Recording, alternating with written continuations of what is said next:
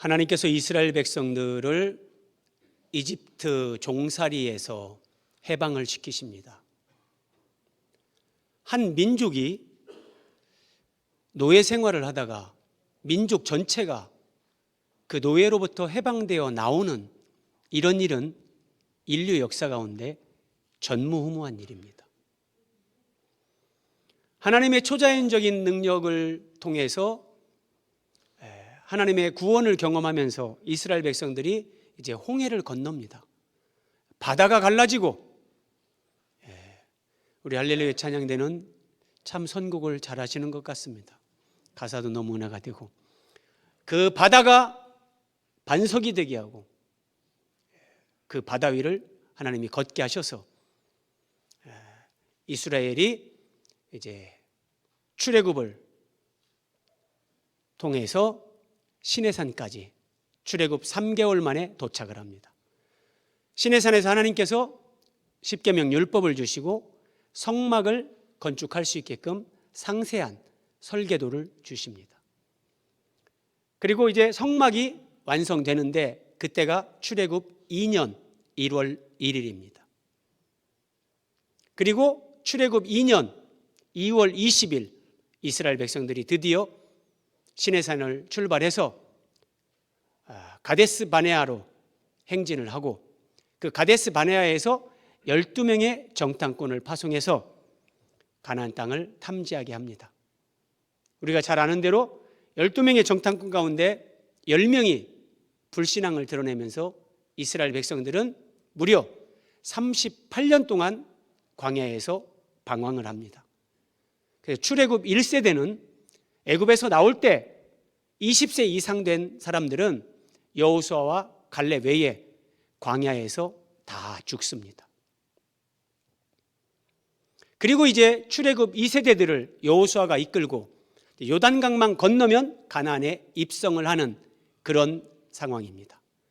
요단강 동쪽 시딤에 머물러 있으면서, 그런데 오늘 본문에 보면 전혀 예상치 못했던 일이 벌어집니다. 여호수아가 2명의 정탐꾼을 파송하는 겁니다. 이 정탐꾼에 관한 것은 이스라엘 백성들의 삶 속에 성경을 좀 관심 있게 보는 그리스도인들이라면 이것은 엄청난 말씀입니다.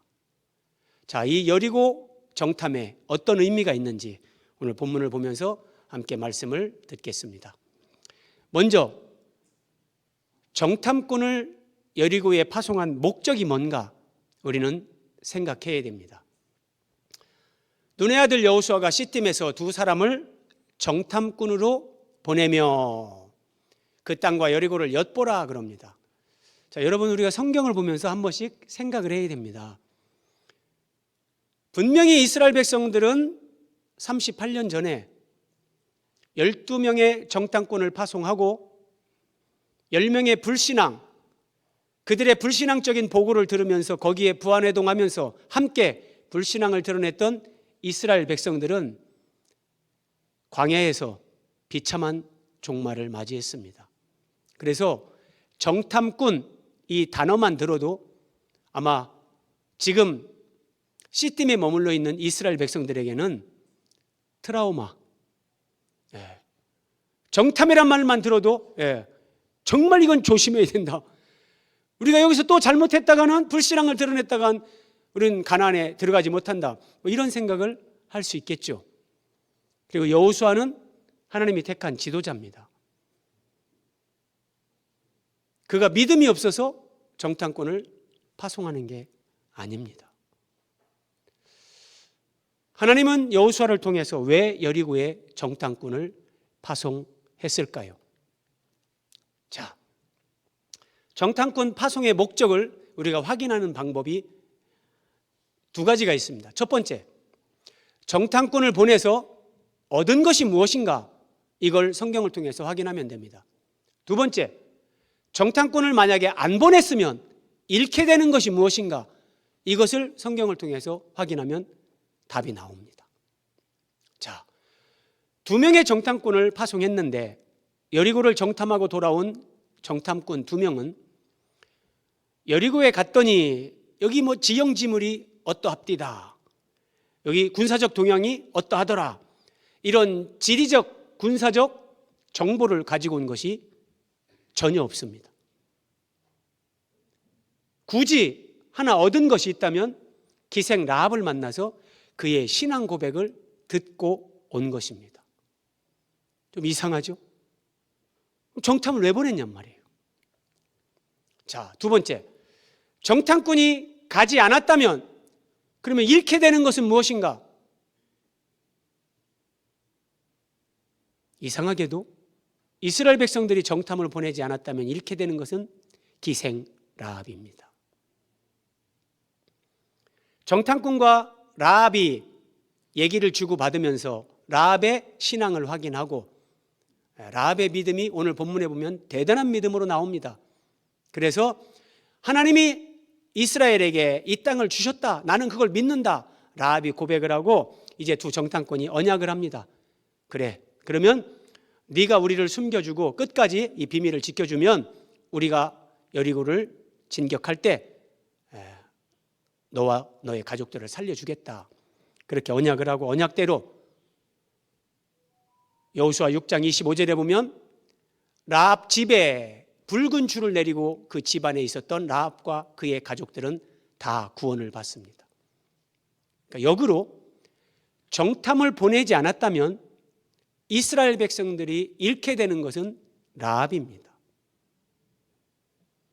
그러면 하나님께서 여호수아를 통해서 파송한 정탐꾼 파송의 목적은 라합의 구원에 있습니다. 무슨 정보를 얻으려고 정탐을 보낸 게 아닙니다. 여러분, 우리가 아는 대로 여리고를 점령하는데 어떻게 점령합니까? 하나님께서 언약궤를 맨 제사장들이 앞장서게 하고 뒤에 백성들이 따르고 하루에 한 바퀴씩 돌고 마지막 날 7바퀴 돌고 그냥 소리를 지르라, 여리고성이 무너졌습니다. 하나님이 그렇게 여리고성을 이스라엘 백성들에게 무혈 입성하게 하실 건데 무슨 정보가 필요합니까? 정탐을 다녀와서 무슨 유익이 됩니까? 아무것도 없습니다. 하나님 말씀은 우리가 생각하는 것과 참 많이 다르고 매우 심오합니다. 2절을 같이 봅니다. 이 두 명의 정탐꾼이 이제 여리고에 도착을 했는데, 이 여리고성이 그 난공불락의 요새라고 하는데, 이때는 이 도시국가 개념이기 때문에 여리고라는 도시가 국가입니다. 그래서 그 여리고에 왕이 있습니다. 자, 어떤 사람이 여리고 왕에게 왕이여, 이스라엘 자손 몇 사람이 이 땅을 정탐하러 여기로 들어왔습니다. 여리고의 정보 능력이 대단하죠. 네. 그런데 이 정탐꾼들이 묘하게도 보이지 않는 하나님의 손길의 인도를 따라서 기생 라합의 집에 들어가서 유숙하게 됐습니다. 그리고 이 기생 라합, 그 여인이 그 두 사람을 이미 숨겨줬습니다. 이 정보 요원들이 라합의 집에 들어왔습니다. 스파이들을 내놓으라. 저는 그 사람들이 스파이인 줄 몰랐습니다. 우리 집에 온 건 사실입니다. 그런데 왔다가 좀 전에 나갔습니다. 이렇게 얘기를 했고, 자, 이제 말씀이 이어지는데 두 번째, 하나님께서 예비한 사람 라합, 예비된 사람 라합과 하나님의 구속사, 기생 라합인데 이 여인이 오늘 구원받는 이것이 하나님께서 예수 그리스도를 통해서 인류를 구원해가는 이 놀라운 하나님의 구속사의 결정적인 역할을 한단 말입니다. 자, 6절입니다. 이제 정보 요원들이 돌아갔습니다. 기생 라합이 그들을 숨겨준 지붕으로 다시 올라갑니다. 지붕에 올라가서 그 지붕에 벌려놓은 3대에 이렇게 숨겼습니다. 그림으로 보시면 이렇게 됩니다. 3대에 숨겼다. 근데 여러분, 여기서 한 가지만 생각해 보세요. 라합이 스파이들을 숨겨준 것은 여리고라는 한 국가를 이제 점령하기 위해서 이스라엘은 들어올 사람들입니다. 우리 국가를 점령하기 위해서 스파이가 왔는데 그 스파이를 내 집에 숨겨줬다. 이것이 발각되면 어떻게 되겠습니까? 라합은 어떤 사정이 있었는지 모르지만 기생이었습니다. 돈을 벌기 위해서 매우 애쓰며 살아가는 사람이죠. 그런데 만약 스파이를 숨겨준 사실이 발각되면 그는 전 재산을 다 빼앗길 수 있습니다. 그의 목숨을 잃을 수도 있습니다. 아니, 국가 반역죄로 해서 3족이 멸문지화를 당하는 엄청난 재앙을 맞을 수도 있습니다. 그런데도 불구하고 기생 라합은 믿음으로 이스라엘의 정탐꾼들을 숨겨줬습니다. 이 믿음이 그냥 그렇게 간단한 믿음이 아닙니다. 내 목숨을 걸고 내 목숨 이상의 그 의미를 가진 그 믿음이란 말입니다. 자, 그들이 눕기 전에 정탐꾼들이 3대 숲에 숨어서 지붕 위에 누워 있는데 그들이 눕기 전에 라합이 지붕에 올라가서 이렇게 말을 하는 겁니다. 여호와께서 이 땅을, 가나안 땅을 너희에게 주신 줄 내가 안다. 하나님이 아브라함에게 이 땅을 너와 네 자손에게 주겠다 약속하시고 이제 430년이 지나서 이스라엘 백성들이 그 땅에 들어가게 되는 그 목전입니다. 그런데 가나안 여인, 이방 여인인 그것도 기생 라합이 여호와께서 이 땅을 너희에게 주실 것을 내가 안다. 너희가 애굽에서 나올 때 여호와께서 행한 일을 우리가 들었다. 그러면 여러분 무엇을 들었을까요? 첫 번째, 이스라엘 백성들이 뭐 유월절 양을 하나님이 잡으라고 했는데 그 양 잡아가지고 피를 집 대문에 바르고 그 안에 있었는데 세상에 이스라엘 백성들 사람들은 아무도 안 죽고 이집트의 파라오의 아들 왕자까지도 장자가 다 죽었단다. 이집트의 모든 가축의 첫 새끼마저 처음 난 것들은 다 죽었대. 그런데 어린 양의 피를 바른 이스라엘 백성들은 아무도 안 죽었대. 하나님이 홍해를 갈라버렸대. 바다를 마른 땅이 되게 하시고 이스라엘 백성들이 바다를 육지를 건너는 것처럼 반석 위를 걷는 것처럼 그들이 바다 위를 걸어서 바다를 통과하게 하셨대. 기겁을 하는 겁니다. 하나님께서 행하신 이런 일을 들었습니다. 그리고 이제 라합은 하나님에 대해서 이런 신앙을 고백합니다. 여호와는 하늘에서나 땅에서나 유일하신 하나님이시다. 하나님 되심을 그가 고백합니다. 내가 안다, 들었다. 믿음은 들음에서 납니다. 그래서 기생 라합은 하나님에 대한 믿음, 그 믿음이 속에 생긴 겁니다. 그 하나님을 유일하신 하나님, 참 신으로 그는 믿고 고백을 했습니다. 여러분, 그러면 하나님은 사람의 중심을 다 보시고 아십니다.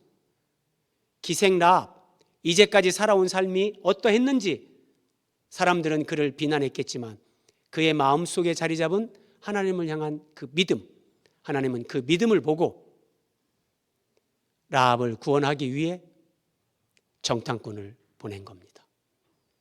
만약에 정탐꾼을 보내지 않았다면 여리고가 무너져 내릴 때 그 믿음의 여인 라합도 같이 죽게 되는 겁니다. 하나님은 믿음의 사람을 그렇게 멸망하게 그냥 두시지 않습니다. 1절을 다시 보십시오.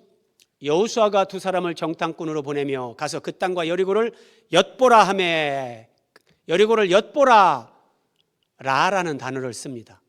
라라는 단어를 쓰는데 의미들이 굉장히 많습니다. 숙고하다, 나타나다, 준비하다, 보다, 만나다, 정탐하다 이런 뜻들이 있는데 특별히 준비하다, 보다, 만나다 이 의미를 기억하시면서 한번 말씀을 잘 따라오시기 바랍니다. 준비하다, 보다, 만나다, 여리고를 엿봐라, 라, 이 의미가, 이런 의미가 있다는 것을 기억하면서 이 단어가 어떻게 사용되는가 한 두 가지 용례를 살펴봅니다. 하나님께서 이제 사울 왕을 패하기로 작정하셨습니다.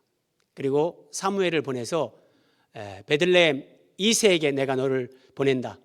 너는 가서 이새의 아들 중에 내가 그 택한 왕이 있는데 그에게 기름을 부어라. 그 말씀을 하시는 겁니다. 그러면서 내가 그의 아들 중에서 이새의 아들 중에서 한 왕을 보았느니라. 하나님이 이렇게 말씀하십니다. 내가 한 왕을 보았다. 근데 이 보았느니라 이 말씀이 이전에 개역 한글 성경에는 내가 한 왕을 예선하였음이라, 예선했다, 이렇게 하나님 말씀하십니다. 여기 보았다, 예선했다, 이 단어가 라입니다.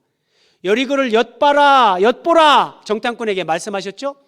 그 단어가 하나님이 내가 이새의 아들 중에 한 왕을 보았다, 내가 예선했다, 준비하다, 보다, 만나다, 이 의미가 있습니다. 여러분, 한 단어에 이런 여러 가지 의미가 있는데 성경을 번역할 때 두 단어를 번역해서 기록할 수는 없지 않습니까? 그렇죠? 그러니까 성경을 번역하는 사람들이 이 문맥에서 어떤 단어가, 우리 언어에서는 어떤 단어가 최선일까 해서 그 땅을 엿보라 이렇게 번역을 했는데, 자, 그 의미 속에 이런 것들이 다 있는 거예요. 하나님은 믿음의 여인 기생 라합, 그의 구원을 예비하십니다. 그의 마음에 담겨진 하나님을 향한 믿음을 하나님은 받습니다. 그래서 이 정탐꾼들의 발걸음을 기생 라합의 집으로 인도하셔서 정탐꾼과 라합이 만나게, 그 만남을 하나님이 섭리하십니다. 준비하다, 보다, 만나다, 이게 엿보라 라에 담긴 의미입니다.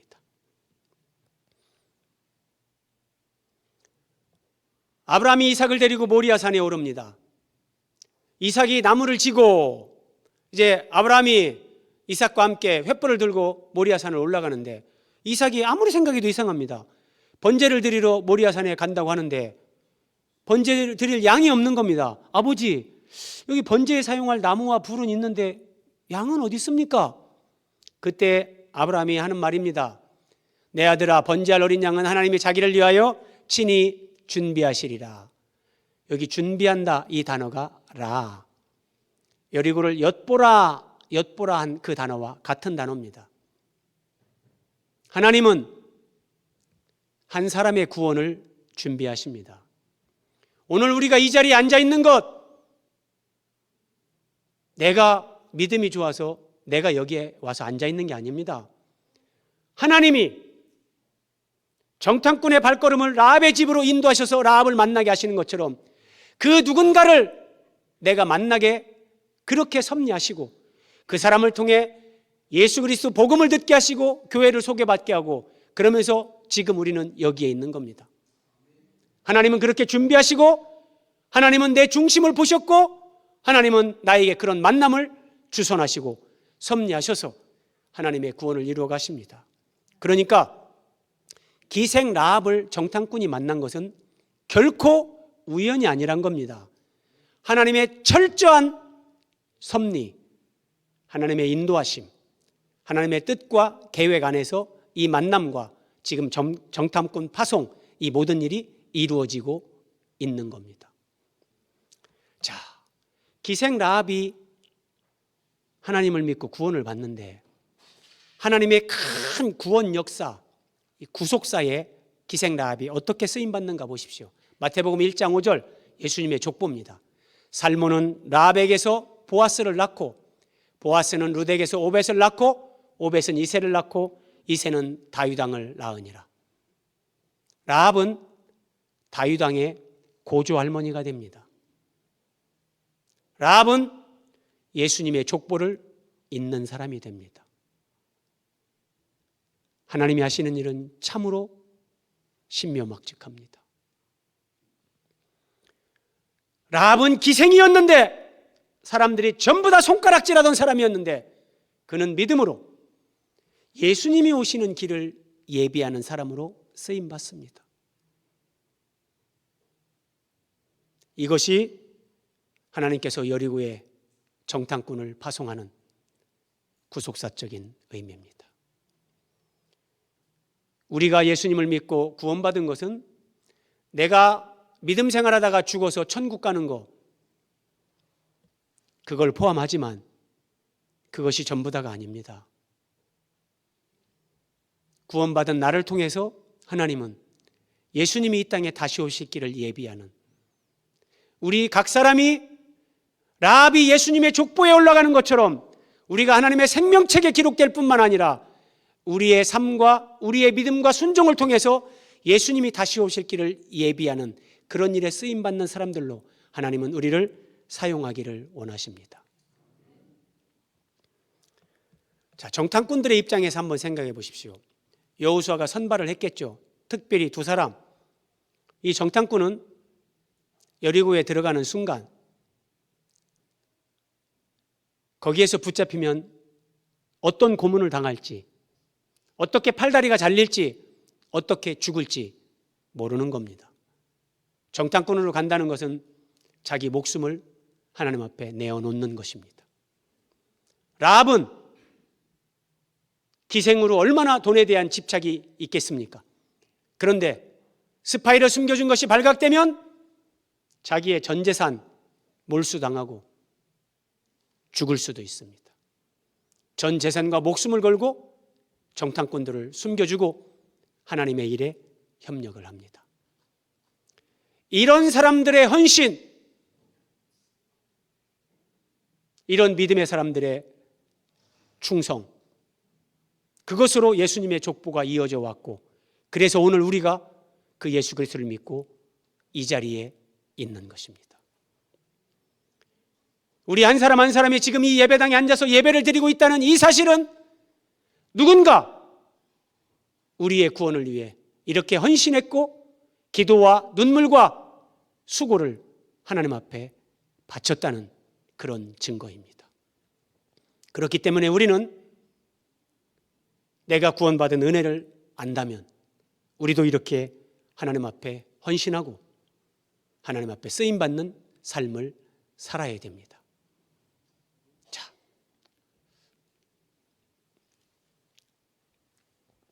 오해하지 말고 잘 들으십시오, 여러분. 저는 교회 행사를 여러분들에게 설명하기 위해서 이런 말을 하지 않습니다. 저는 기도를 하면서 말씀을 준비하면서 정말 오늘 말씀과 이렇게 연결이 됐습니다. 자, 우리는 이번 주 토요일 플리마켓을 진행합니다.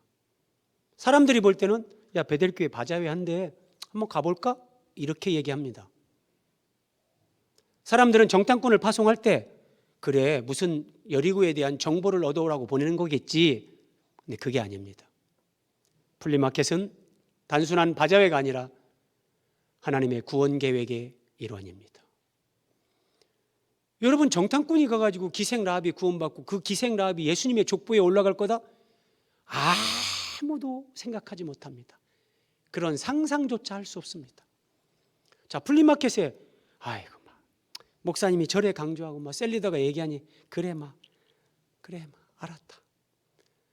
억지로 우리 교회 한번 오세요. 이번 주 토요일 오세요.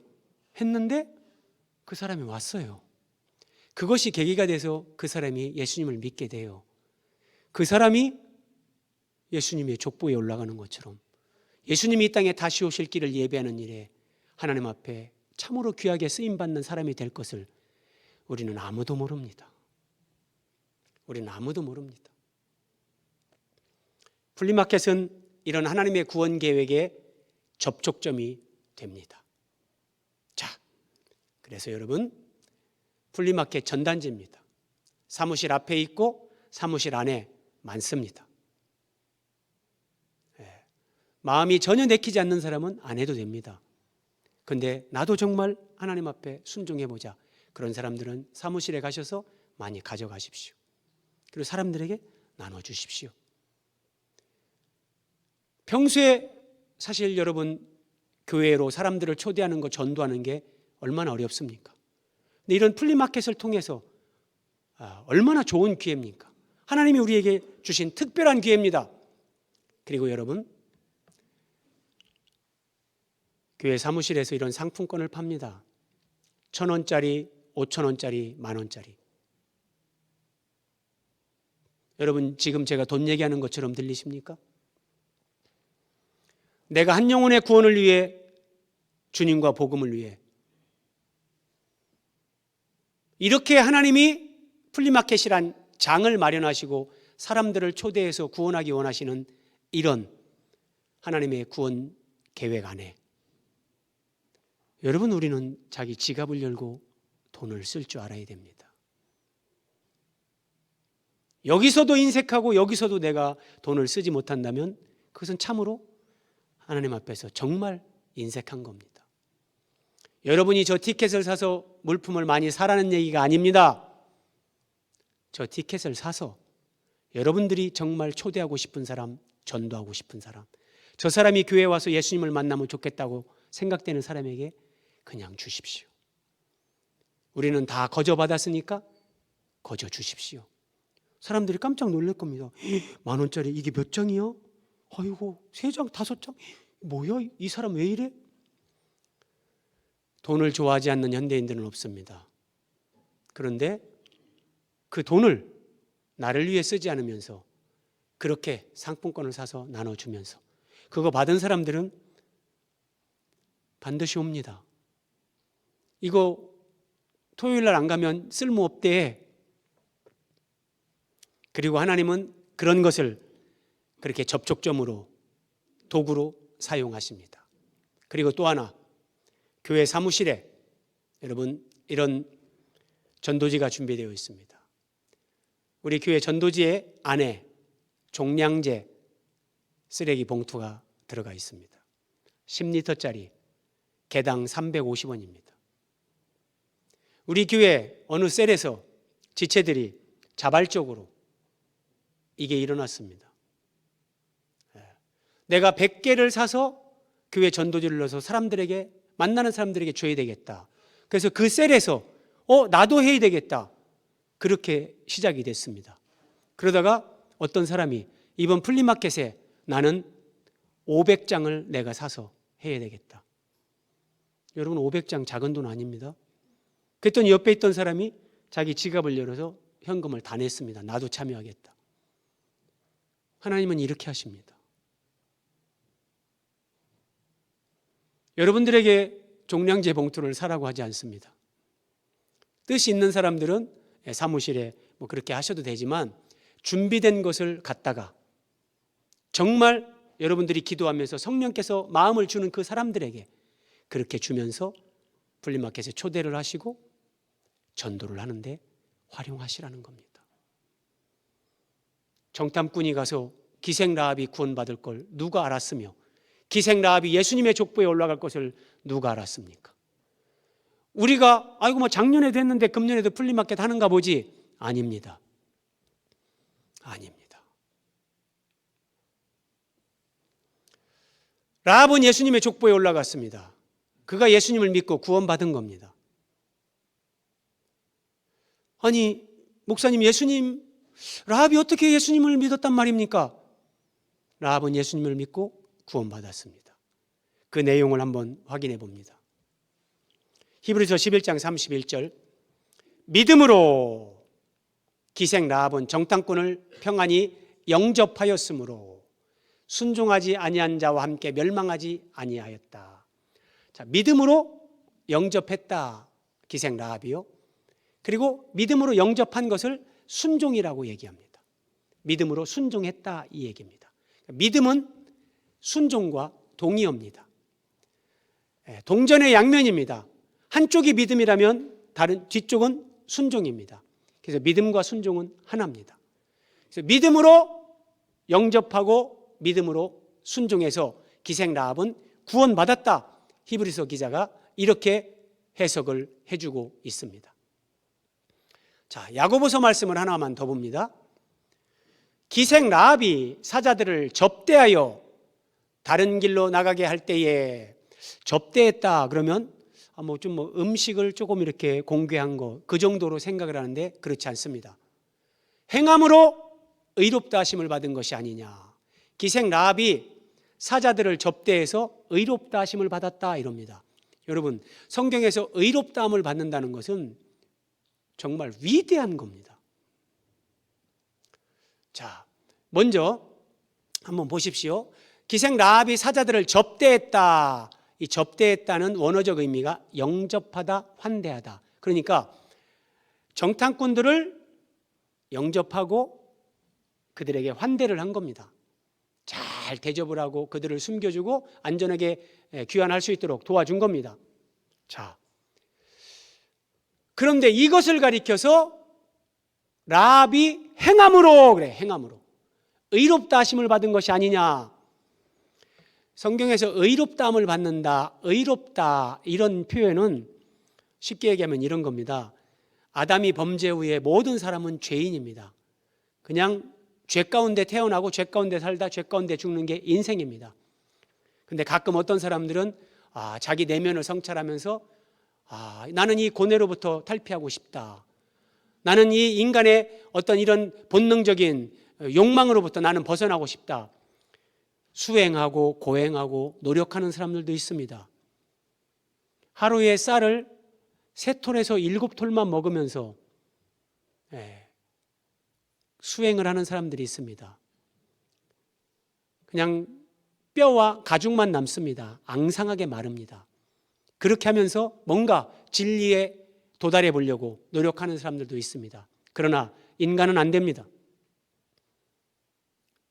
늪에 빠진 사람이 늪에서 나오기 위해서 허우적거리면서 힘을 씁니다.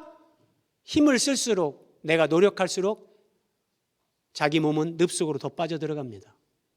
인간은 스스로 늪에서 나올 수 없습니다. 누군가 밖에서 밧줄을 던져주든지 손을 잡아줄 때 나올 수 있습니다. 마찬가지입니다. 인간은 부패한 욕망, 부패한 본성에서 나오는 악한 생각들, 여러분 이거 확인하는 거 어렵잖아요. 여러분들이 정말 순수하고 깨끗하고 순결한 생각만 해야지 라고 눈 감고 한번 생각을 탁 해보세요. 그러면 더럽고 추하고 악하고 음란한 생각들이 더 떠오릅니다. 사람은 안 됩니다. 그런데 의롭다함을 받는다는 것은 하나님 앞에서 죄 문제가 해결이 됐다는 거예요. 나도 나를 어쩔 수 없는 그 인생들인데 죄 문제가 해결되고 하나님과 관계가 회복되고 하나님 앞에 나갈 수 있는 존재가 된 것, 이것을 사람이 의롭다함을 받았다 이렇게 얘기하는 겁니다. 그런데 기생 라합이 행함으로 의롭다 하심을 받았다, 이렇게 성경은 우리에게 가르쳐 줍니다. 그러면 여러분 한번 대답해 보십시오. 사람은 어떻게 의롭게 될 수 있죠? 사람이 하나님 앞에 의롭게 될 수 있는 방법이 무엇입니까? 감사합니다. 사람이 의롭게 되는 것은 오직 예수 그리스도를 믿음으로만 됩니다. 율법의 행위로 조금 넓히면 자기 수행, 고행, 자기 의지와 노력으로 인간은 안 됩니다. 인간은 안 됩니다. 오직 예수 그리스도를 믿음으로만 사람이 의롭게 됩니다.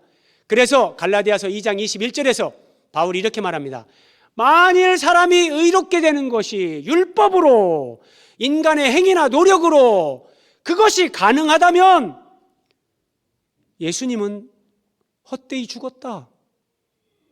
여러분 만약에 기생 라합이 의롭다함을 받았는데 예수님을 믿는 것 외에 0.1%라도 예수 믿는 것 외에 다른 것으로 사람이 의롭게 되는 방법이 있다면 예수님은 잘못 죽은 겁니다. 왜냐하면 그러면 기생 라합이 구원받은 것처럼 우리도 그렇게 의롭다함을 받고 구원받을 수 있다는 거예요.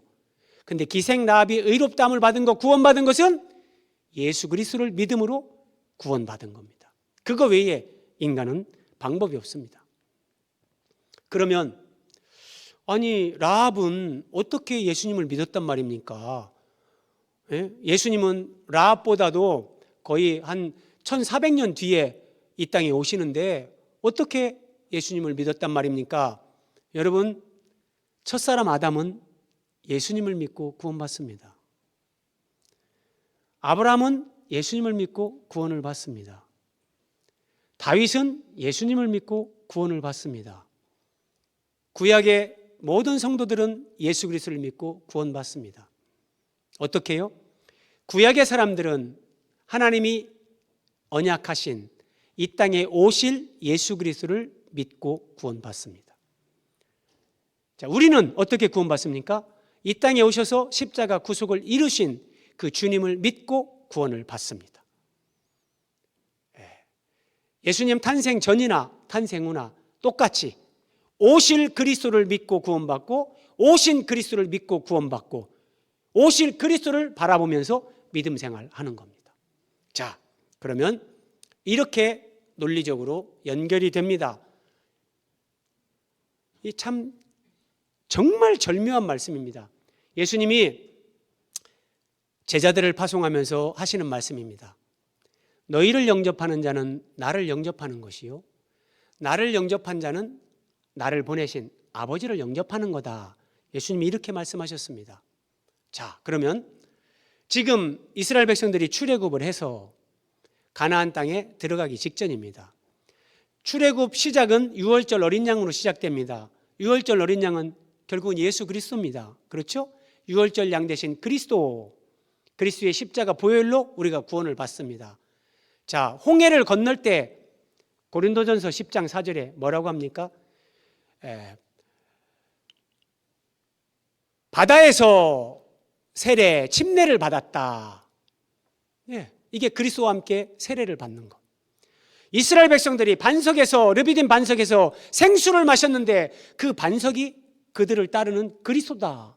그렇게 말씀하십니다. 출애굽의 모든 여정 가운데 예수님이 함께 하십니다. 왜냐하면 출애굽과 가나안 입성과 가나안에서의 이스라엘 백성들의 삶은 하나님의 구원의 파노라마를 보여주는 겁니다. 하나님의 구원 계획의 주인공은 예수 그리스도, 우리 주님이십니다. 그러면 이렇게 되는 겁니다. 여호수아는 예수님을 예표하는 사람입니다.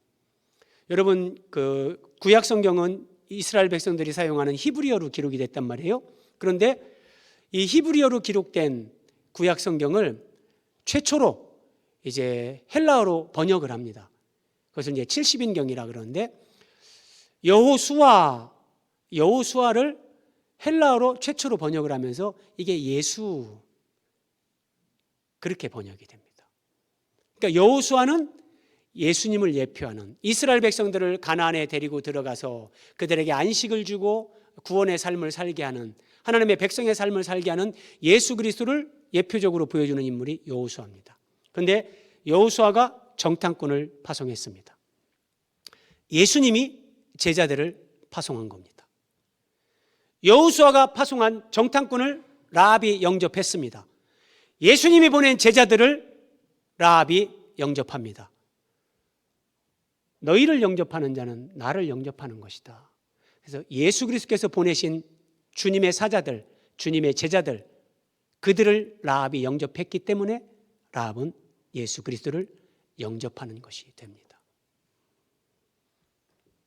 성경은 참으로 꿀송이와 같습니다. 이렇게 라합의 믿음, 이것을 아는 신약 성경에 이제 히브리서나 야고보서에서 그래서 기생 라합의 믿음을 이렇게 해석을 하면서 이렇게 기록을 해주는 겁니다. 그러면 여러분, 무슨 말입니까? 지금은 예수님이 직접 가서 예수님은 전도하지 않습니다. 예수님은 이 시대의 정탐꾼, 이 시대 주님의 손과 발이 되어서 순종하겠다고 그렇게 기도하는 사람들, 그들을 보내서 하나님이 준비된 영혼, 하나님이 보고 계시는 그 라합이라는 한 사람을 구원하는데 하나님이 사용하시는 겁니다.